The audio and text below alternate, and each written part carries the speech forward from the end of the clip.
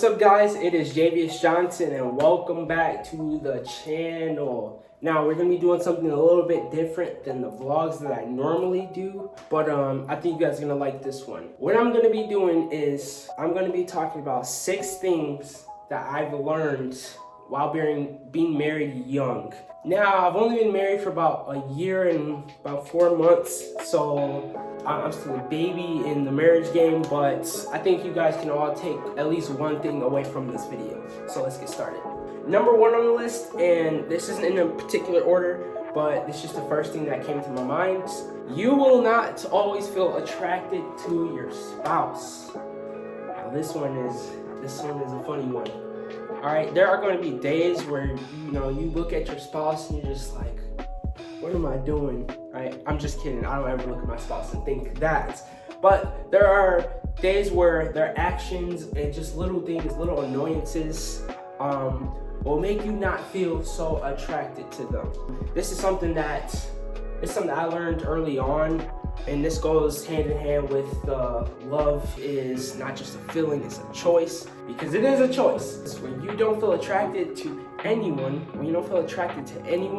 you're most likely not going to stick around. So, choosing to love somebody is definitely key in a marriage as well. Number 2 on the list, marriage is something you have to work on every single day. This is something that my wife and I, we have to remind ourselves of. Marriage is an everyday thing. It's something that you gotta work on every single day. Now, even though we know that, it is not easy, right? And I'm sure some of you guys can relate to that. It's not easy, right? There's always something, right? You're busy, right? You feel lazy. You gotta work. There's just other things in your life going on that keep us from working on our marriage every day. Sometimes we don't feel like it's important to work on our marriage every day. I know that's something that some people deal with. I know that's something that I deal with in my marriage as well. Like, sometimes we just don't feel like it's important, right? There's no problem, there is no task in front of you, so it doesn't seem important to work on every day. Now, that doesn't mean that you have to have an hour-long meeting. Doesn't mean you gotta sit your spouse down like, all right, we gotta have a meeting about our marriage. It doesn't have to be that. It could be something little. It could be something that you wake up in the morning and say, you know what? My wife told me that I don't say she's beautiful enough. I don't express myself enough. So for today, I'm going to make sure I express myself. I'm going to make sure that I express how I'm feeling towards her. It could be something little as that. It could be something, your wife doesn't like how you walk through the house. All right, today, I'm going to change up how I walk through the house. Something little like that. It doesn't have to be this grand, big thing. Number 3 on the list, communication is key. I know this is such a cliche saying, but it is so important in any type of relationship, not just marriage. Now, in my case, I married somebody who communicates completely different than me. I grew up in a family where we over-communicate, right? If we don't like how somebody did something in our family, we're gonna let them hear about it. If we don't like how you gave me my money in Monopoly, there's about to be a whole argument about it, right? That's how my family were. We were over communicators. When something was on our heart, when something was on our mind, we let each other know that. Now, my wife, on the other hand, came from a different background than me. And because of that, I had to learn new ways on how to communicate to my wife, right? Because when I'm with my family, we communicate, whether it gets loud, whether it gets quiet, it don't matter, we just communicate. Communicating is so important because you're not married to yourself. You're not in a relationship with yourself. You're in a marriage with somebody who is completely different than you. You're in a marriage with somebody who see things differently. They have different needs than you. They have different food choices than you. They have different pet peeves than you, right? You're married to somebody who will take in things differently than you, and which means they'll say things differently than you. So because you're not married to yourself, that means that there's a different outlook on things, right? Your spouse can see things that you don't see, right? Sometimes when we're communicating with our spouse, as the person communicating, you start to realize something inside you that you didn't even realize. There is power in communication. There is power in learning things about somebody else that you just did not see, right? And when you communicate with your spouse, when they communicate with you, you guys are giving each other access to be able to fend off or work on something that the other person did not know about. Now that brings us to number 4. Listening is also key. Listening is just as important as communicating. I know I struggled with this early on hard in my marriage because like I said, I came from a different background. One thing that I learned when it comes to listening is key. When you say it's key, that means all type of communication coming to your ears is also key, which also means that just because someone communicates a certain way doesn't mean it's wrong. It's something that I had to deal with. I have to make sure I'm listening to my wife, even if she's communicating in a way that I don't like, right? Even if she's communicating in a way that I don't see fit. She's still communicating, right? That means I have to still listen.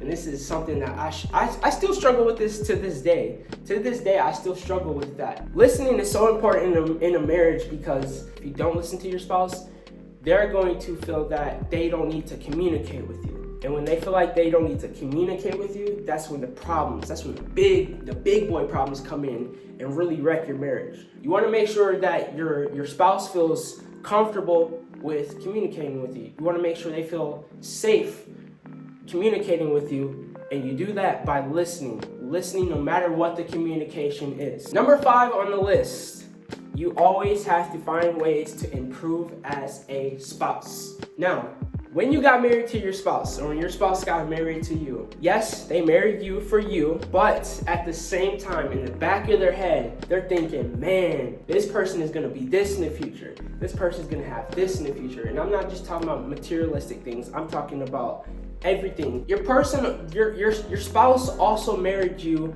for the better you, right? They married you for the potential they see in you. One thing about having a spouse is the bar is always getting higher and higher and higher. I know when I married my wife, I thought she'd be here. And then a year into marriage, a year and 4 months, can't forget the 4 months. I'm like, dude, she can be here, like way, way higher, right? So it's constantly, the potential we see in our spouse is constantly growing. And because it's constantly growing, that means that we, as the one that's being looked at, has to constantly grow as well.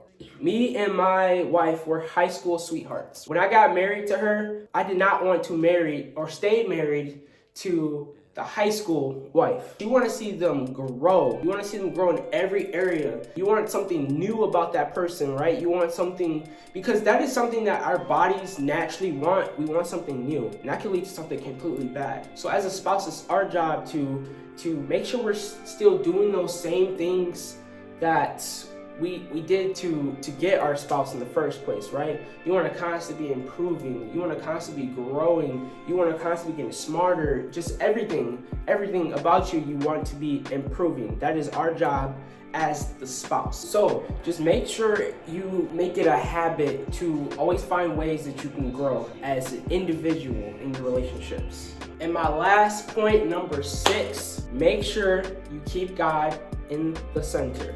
Now, I know that I have some non-Christian viewers watching this video, but hear me out. Don't click out, all right? Just listen to me for a second. This has been so important in my marriage because there has been days where marriage has felt like hell. And I know some of you guys are like, oh my gosh, why would you say that? Marriage is not always the hardest or the easiest thing. It can be so hard. We live in a society where it tells us if you don't feel as in love with your spouse or you don't feel attracted to them anymore, you should leave them, right? That's the society that we live in through the music, through the movies, through whatever. We live in a society where divorce is very popular, but we live in a society where there's just so many options. There's so many things that you can look at. There's so many things that you could fulfill your newness, if that makes sense. There's so many things out there, and we live in a society that tells you to explore all those things. Explore all those things, right? Don't stay in one person. Don't have your loyalty in one person, have many. And I know one thing for me that's been the difference in my marriage is that we kept God at the center. There has been times in my marriage where me and my wife were arguing and I'll just look up to God like, God, what did I get myself into? Why did I get married? Why did I get married so young? Like, we've hit those moments where I'm just like, dude, this is not it. Like moments where I wanted to quit. And same with my wife. And one thing that has been the difference is when I go to God in those moments and I would tell him how I'm feeling and I would tell him what I want to do. And one thing that he always has done for me is he's changed my lens, right? He gave me new glasses, not legit like physical glasses, but in a way like spiritual glasses. And when he's done that, I looked at my wife differently. When he does that, we look at our spouses differently. We look at them like, how can I help this situation? How can I serve them in this situation? Even if they done us wrong, even if they done us bogus, we look at them like, how can I serve? How can I love you through this? For me, that's been the difference in our marriage. My marriage isn't special. We're not like better than anybody else. We're just like all the other marriages. But the difference is, and this is the difference, that we put God in the center, right? So when we do go to moments where we're like, I want to quit, I want to leave. When my wife goes to the moments where she wants to hit me, right?